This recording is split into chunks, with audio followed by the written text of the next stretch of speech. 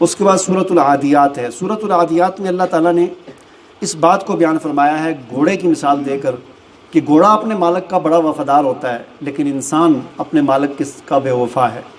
فرمایا کہ والعادیات ضبحا، قسم ہے دوڑنے والے گھوڑوں کی جو پھنکارتے ہوئے دوڑتے ہیں۔ گھوڑا جب پھنکارتا ہے نا، وہ ایک خاص قسم کی اس کی چھاتی سے ایک آواز آتی ہے، ہوں ہوں کی آواز آتی ہے جب وہ تیزی کے ساتھ دوڑتے ہیں گھوڑے، اس کی اللہ نے حوالہ دیا ہے کہ وہ پھنکارتے ہوئے دوڑنے والے گھوڑوں کی قسم۔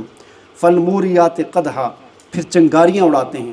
گھوڑوں کا لشکر جب جس وقت دوڑتا ہے تو وہ پتھروں کے ساتھ ان کے پاؤں ٹکراتے ہیں تو نیچے وہ لوہے لگے ہوتے ہیں تو وہ پھر چنگاریاں نکلتی ہیں۔ فالمغیرات صبحا، اور پھر صبح کے وقت چھاپا مارتے ہیں۔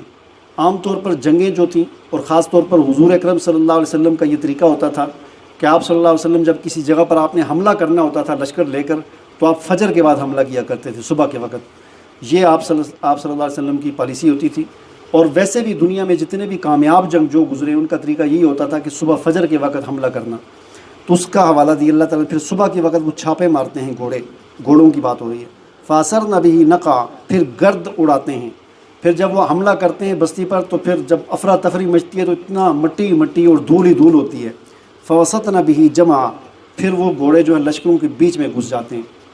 یعنی یہ ساری بات اس لیے بیان فرمائی جا رہی ہے کہ گھوڑے کو بھی اتنا شعور تو ہے کہ مجھے تلوار لگے گی۔ آپ دیکھیں گدھے کو یا کتے کو آپ ایک دفعہ لاٹھی ماریں، دوبارہ آپ صرف لاٹھی کی طرف ہاتھ کریں تو اس کو پتہ لگ جاتا ہے مجھے مارے گا یہ، تو ان کو بھی شعور ہے۔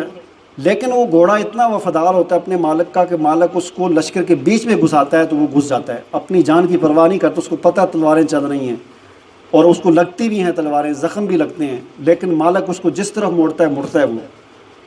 تو یہ بات بیان کرنے کے بعد فرمایا جا رہا ہے کہ ان الانسان لربہ لکفور، انسان بڑا ناشکر ہے اپنے رب کا۔ حالانکہ یہ گھوڑے کا جو مالک ہے یہ حقیقی مالک نہیں ہے، حقیقی مالک تو اللہ ہے۔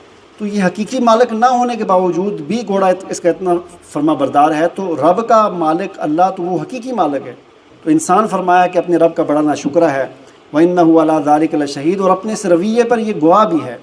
وَإِنَّهُ لِحُبِّ الْخَيْرِ لَشَدِيدٌ، اور یہ مال کی محبت بڑی ہے اس کو، لشدید، بڑی شدید محبت ہے اس کو دنیا کی مال کی۔